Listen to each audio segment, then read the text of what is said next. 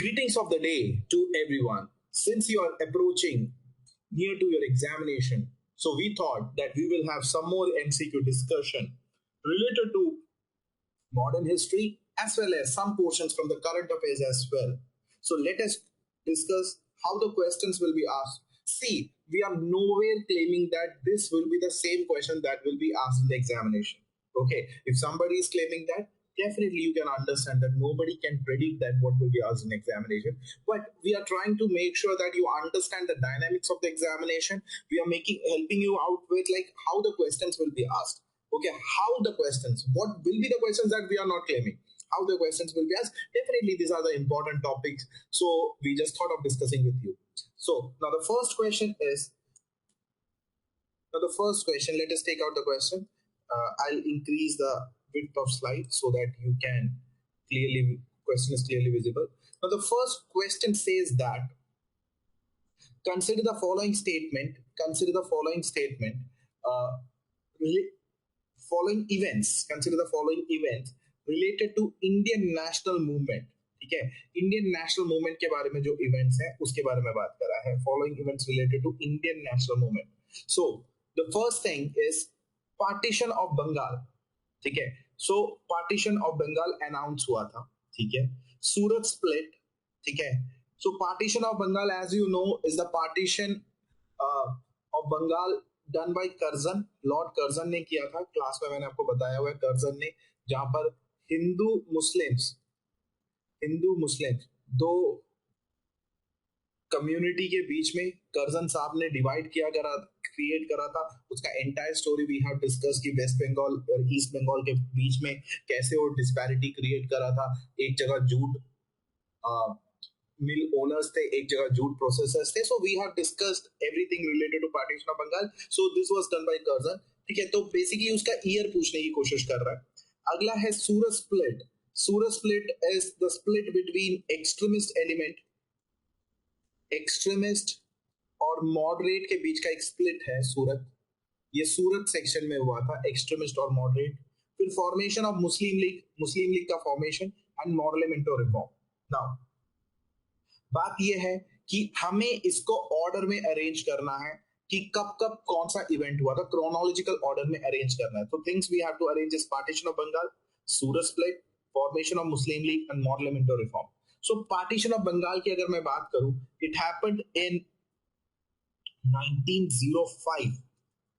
ठीक है, partition of Bengal 1905 में हुआ था. तो मैं यहाँ पर वो लिख देता हूँ आपको जिससे आसानी होगा. इसी के सामने लिख देता हूँ, write it right in front of you.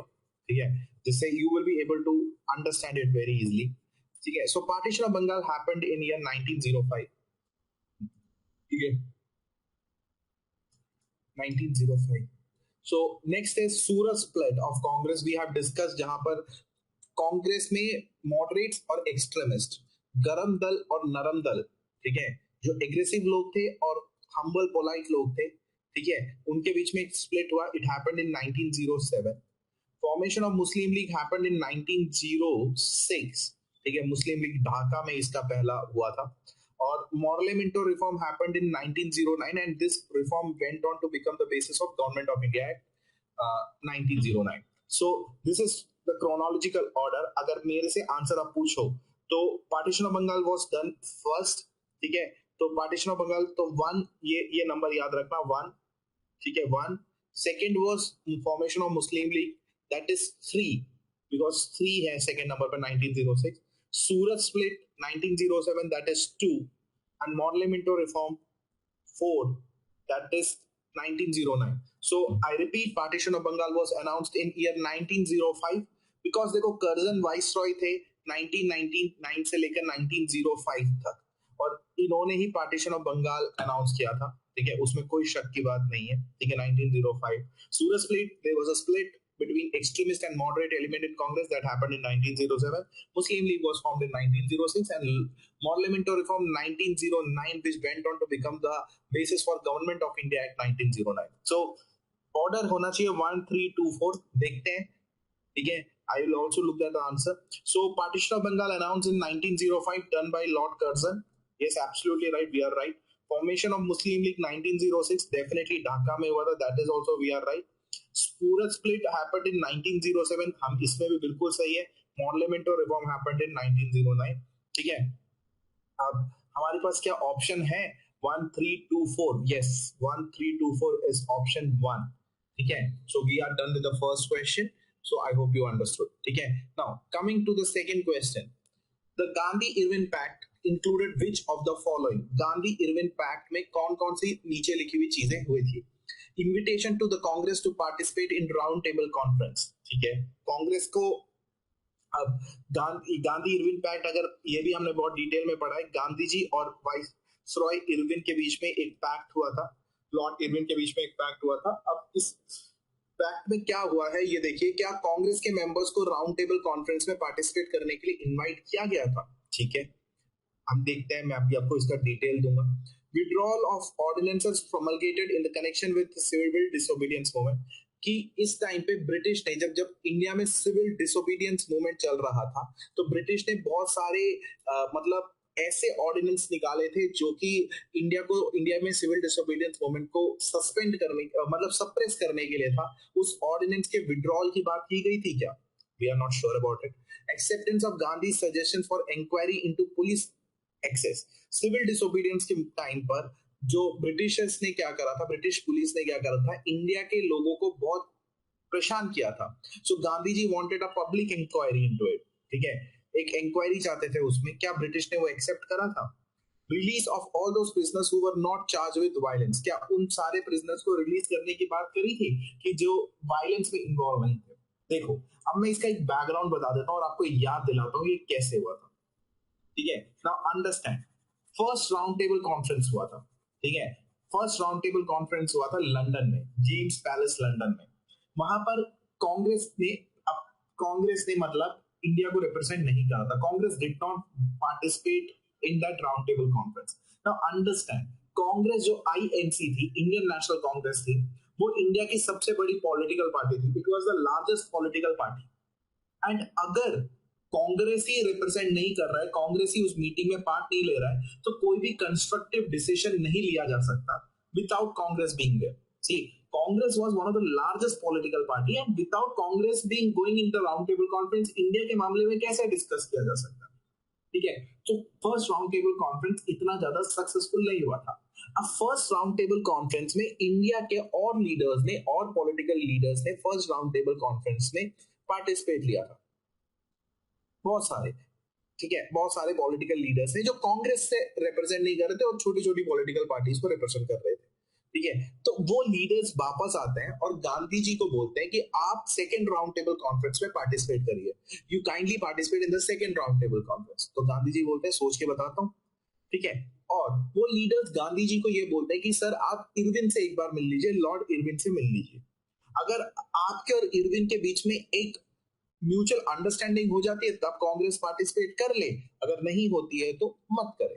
तो Irwin was there to convince Gandhi. Irwin Gandhi को कन्विंस करते हैं कि काइंडली गांधी जी आप please second round table conference में पार्टिसिपेट करिए because you are the representative of the largest political party in India, that is Congress. And without your presentation, without your representation, nothing constructive can be done with regard to India. So Gandhi decides to meet Irwin because all those political leaders who returned from the first round table conference convinced Gandhi to meet Irwin. And Irwin's agenda was to take Gandhi to the second round table conference. अब इसमें आपको ये समझ में आना चाहिए कि it is Irwin's agenda to convince Gandhi to participate in the second round table conference. तो Irwin जो भी बोलेंगे, गांधी जी जो भी बोलेंगे इरविन सुनेंगे, बिकॉज इरविन को तो ले जाना है गांधी जी को second round table conference. So क्या था?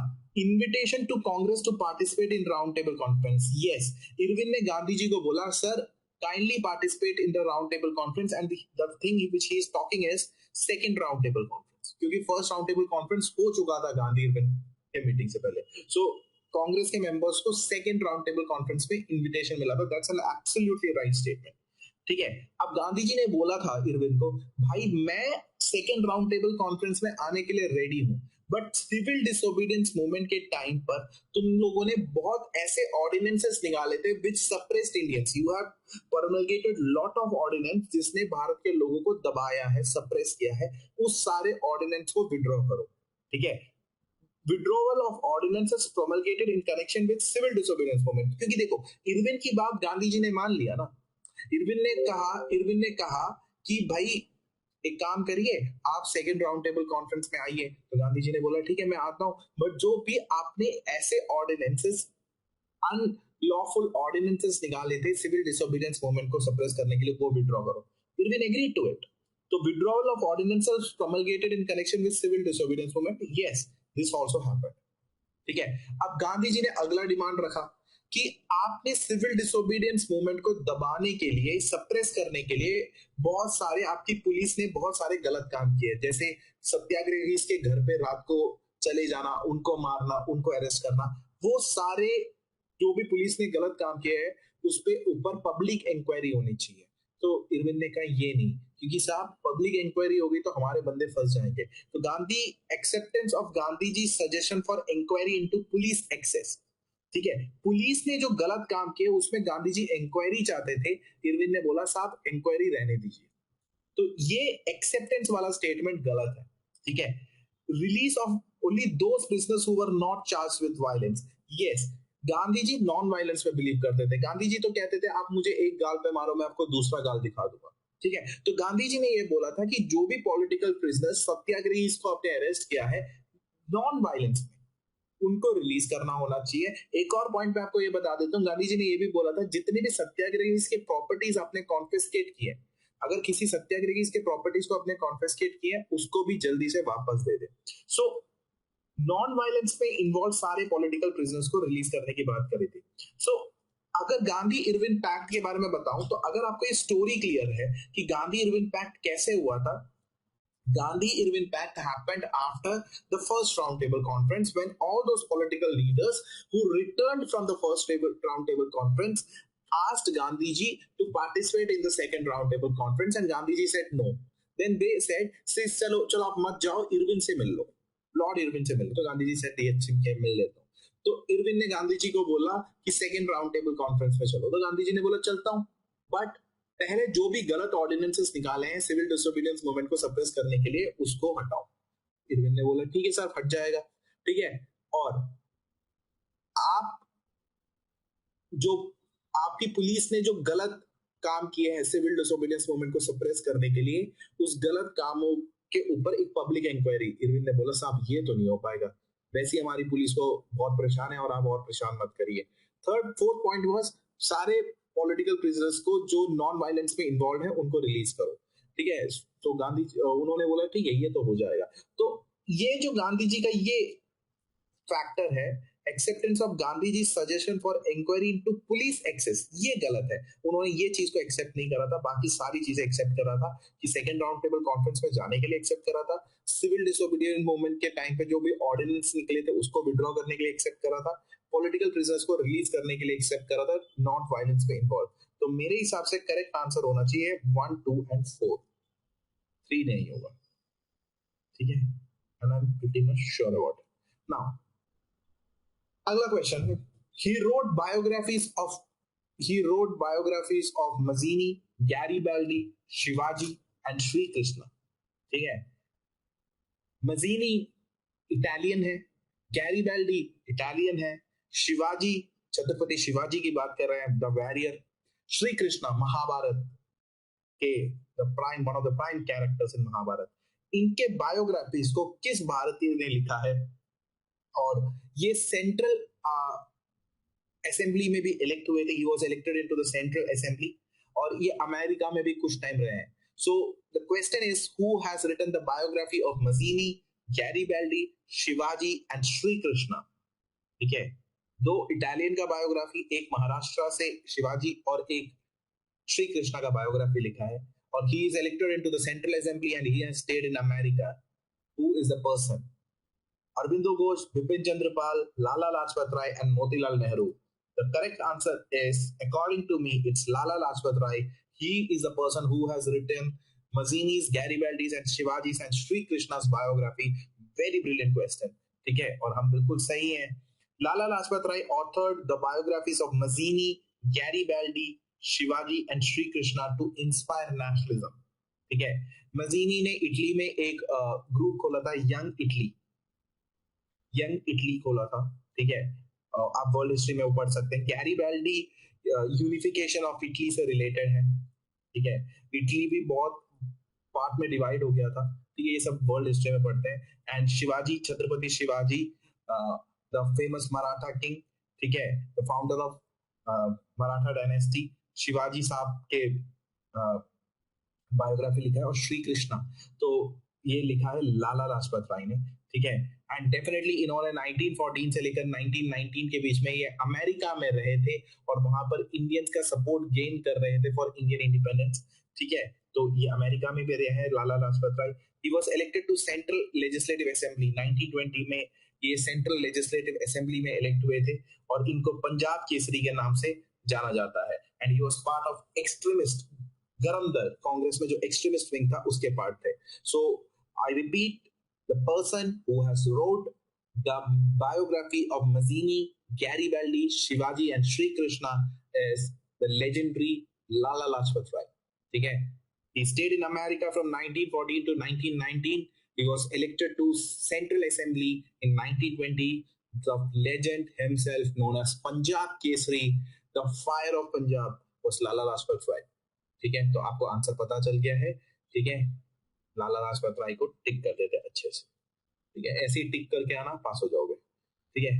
Now the next question is, देखो, which of the following statement does not apply to the system of subsidiary alliance introduced by Lord Wellesley. तो सब्सिडरी अलायंस क्या था, उसमें बहुत सारी चीजें बात करी थी। अब ये पूछा गया है कि सब्सिडरी अलायंस में किस चीज की बात नहीं की गई थी, ठीक है। To maintain large standing army at the expense others expense, ठीक है। लॉर्ड वेलेस्ली ने सब्सिडरी अलायंस इंट्रोड्यूस किया था, ठीक है। उन्होंने ये कहा था, देखो अब सब्सिडरी अलायंस क्या है, ये इंडिया का टेरिटरी है, ठीक है।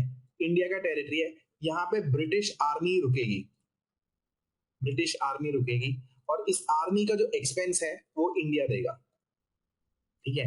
सबसे पहले मतलब इंडियन टेरिटरी में British army will stay and the expense of that army will be borne by the Indians. मतलब ब्रिटिश के लोगों को जो खाना पीना, उनके यूनिफॉर्म्स, उन सबका जो पैसा है वो इंडियंस देंगे, ठीक है, वो इंडियंस देंगे। That means your army will stay in our territory, your army will stay in our territory and your expenses will be borne by Indians, ठीक है। क्या सेकंड पॉइंट में ये बात किया था, to keep India safe from Napoleonic danger.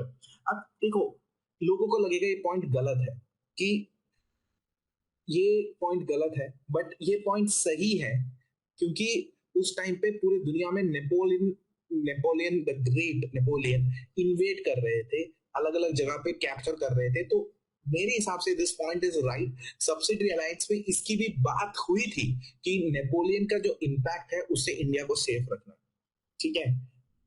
अब I believe this two points are right, ठीक है, कि आर्मी का खर्चा उठाना और नेपोलियन के डेंजर से इंडिया को प्रोटेक्ट करना। To secure a fixed income for the company, देखो कंपनी को फिक्स्ड इनकम की बात नहीं करी थी, बस ये बोला था कि हमारा खर्चा उठा लेना, ठीक है, बेयर अवर एक्सपेंसेस। बट ऐसा कुछ नहीं था कि मंथली आपको इतना पैसा देना है, ईयरली आपको इतना पैसा देना है। There was nothing talked about fixed income, ठीक है। To establish British paramountcy over Indian states, definitely आप हमारे देश में आकर रह रहे हो, हमारे ऊपर राज कर रहे हो, तो डेफिनेटली आप क्या करने की कोशिश कर रहे हो, हमारे ऊपर कब्जा करने की कोशिश कर रहे हो, अपना सुपीरियोरिटी दिखा रहे हो। तो what I wanted to say, which of the following statement does not apply to the subsidiary alliance, ठीक है। लॉर्ड वेलेस्ली ने जो सब्सिडरी अलायंस की बात करी थी, उसमें कौन सी चीज में, कौन सा चीज के बारे में डिस्कस नहीं किया गया था, ठीक है। So the first thing which was not discuss, to maintain a large standing army at others expenses. हाँ बिल्कुल, ये कहा गया था, ये कहा गया था कि हमारी आर्मी आपके टेरिटरी में रहेगी, उसका खर्चा आप उठाओगे, तो ये तो डिस्कस हुआ था, तो ये गलत नहीं हो सकता।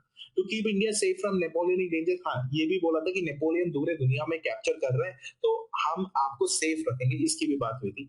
To secure fixed income for the company, ऐसे फिक्स्ड इनकम की बात नहीं करी थी। So this is one thing which is I believe is not the part of subsidiary alliance, ये बात नहीं करी थी। Subsidiary alliance was indirect subordination, direct subordination नहीं था। अगर डायरेक्ट सबऑर्डिनेशन होता तब बोलते हैं ना कि मतलब आपका इनकम आना चाहिए, ठीक है। to establish British paramountcy over the Indian states. Definitely ये बोला गया था कि ब्रिटिश सुपीरियोरिटी इंडियन स्टेट्स के ऊपर एस्टैब्लिश करने की इनडायरेक्टली बात करी थी, ठीक है. सो फिक्स्ड इनकम की बात नहीं करी थी. So I believe this fixed income thing is not part of the subsidiary line, क्योंकि आर्मी की बात की गई थी. आपके टेरिटरी में आर्मी रहेगा, उसका खर्चा आप उठाओगे. नेपोलियनिक डेंजर से प्रिजर्व करने की, प्रोटेक्ट करने की बात की गई थी. और ऑब्वियसली कोई भी आपके आर्मी रख रहा है तो सुपीरियोरिटी तो चाहता ही है. तो ये तीन बात हुआ था, ये वाला कंसेप्ट का बात नहीं हुआ था. So I believe C is the answer. ठीक है, एक बार देख लेते हैं.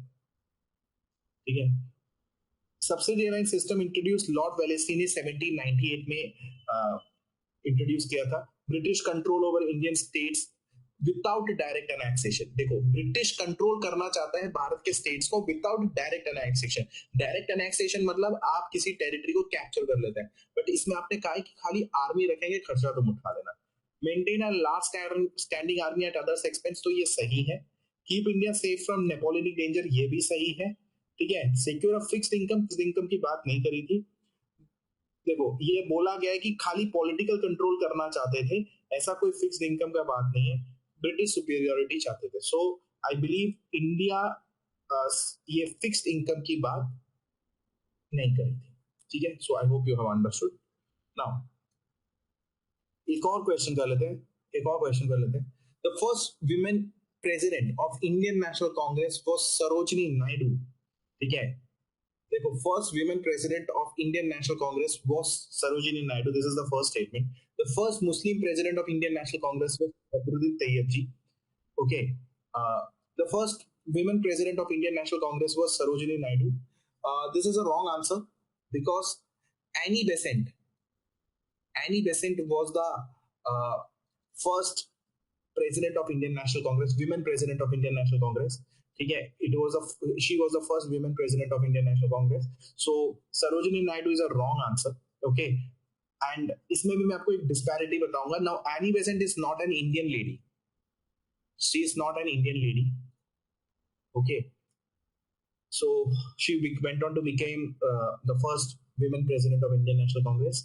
And the first Muslim president of Indian National Congress was Badruddin Tayyib. This is absolutely right. So I believe second statement is absolutely right. ठीक है, first women president of Indian National Congress was Annie Besant. ठीक है, हम इसके answer को check करते हैं. और ये Muslim president of INC Badruddin Tyabji, उसमें मेरे को कोई डाउट नहीं है. ठीक है, नाउ हम देखते हैं कि किस हद तक हम सही है. First women president of INC, not Sarojini Naidu. It's not Sarojini Naidu. Annie Besant in 1917, जो कि थियोसॉफिकल सोसाइटी या होम रूल लीडर थी. ये मैंने आपको बताया भी था क्लास में. एनी बेसेंट 1917 में विमेन प्रेसिडेंट बनती है. अगर ये पूछा गया होता first Indian women to become INC's president, Indian women, क्योंकि एनी बेसेंट इंडियन नहीं थी ना. First Indian women to become INC's president वो सरोजिनी नायडू. ओके, सो आपको समझ में आना चाहिए, सरोजिनी नायडू पहली भारतीय महिला थी जो आईएनसी की प्रेसिडेंट बनी. अगर ओवरऑल आप पूछें तो it was Annie Besant. First Muslim president of INC, Indian National Congress, first Muslim president, बिल्कुल सही है, बदरुद्दीन तैयब जी. बदरुद्दीन तैयब जी साहब ही फर्स्ट मुस्लिम प्रेसिडेंट थे. और he was the first Indian lawyer to practice in Bombay High Court. ठीक है, बॉम्बे हाई कोर्ट में practice करने वाले फर्स्ट इंडियन थे. ही वाज अ लॉयर, ठीक है, बैरिस्टर. ओके, एंड ये हिंदू मुस्लिम यूनिटी चाहते थे. ठीक है, क्वेश्चन है first women president of INC was Sarojini Naidu? No, it was Annie Besant. अगर यही पूछा जाता है first Indian women to become the president of INC, तो सरोजिनी नायडू सही ऑप्शन होता है. सो बट यहाँ पे ऐसा पूछा नहीं गया, it's a wrong answer. The first Muslim president of Indian National Congress Badruddin Tyab. So correct answer is 2. Okay, so we have discussed few questions today, just for your understanding how the questions will be asked. Just for your understanding. Okay, so we will come up with further videos in next few days. Hope you have understood these questions. Okay, now I also wanted to tell, like, I have put a lot of questions, but we will be making short videos. Okay, because in meanwhile I have to take the classes also. Now we will discuss all these questions. Don't worry about it. Okay, now we are almost done with the prelims batch. Revision is going on. Now admissions are open for the mains batch. Okay, mains batch. Now it is very much evident that you won't have much time before prelims and mains. ठीक है, ज्यादा वक्त नहीं होगा. Now we are not dealing with prelims and mains togetherly. हम लोगों ने दोनों को एक साथ नहीं पढ़ाया है, बिकॉज प्रीलिम्स की पढ़ाई इस एग्जामिनेशन में अलग था, मेंस की पढ़ाई में बहुत सारे एडिशंस थे. जैसे एथिक्स पढ़ना है आपको, आईआर पढ़ना है, गवर्नेंस पढ़ना है, डिजास्टर मैनेजमेंट पढ़ना है, बहुत सब्जेक्ट, वो मतलब ज्योग्राफी को बहुत एक्सटेंसिवली पढ़ना है. तो बहुत सब्जेक्ट ये हैं कि जो आपको अलग से पढ़ना है. So it was not possible कि आपको जल्दी पढ़ा के we will sum it up. So we have taken our time. We have given ample amount of respect to our students in prelims. हम लोग उनको बहुत डिटेल में पढ़ाया है. अब मेंस में भी उतना ही डिटेल में पढ़ाएंगे. So for that we require ample amount of time. So 23rd August is the time when we are starting with the mains batch. We are not waiting for any results because we are very much sure that students will do well. ठीक है. और definitely anybody outside our academy, if they wants to join SPSC ATA for the mains, exclusively for the mains batch. Exclusively matlab it will be an in-depth class. Okay, just join our class. We request you to attend the demos. We request you to ask our students how we make our students prepare. That's all from my side. You can contact this number 9733402606 for further information. I repeat the number 9733402606. So you can contact this number. Have a great examination. Have a great weekend. Enjoy. Stay safe.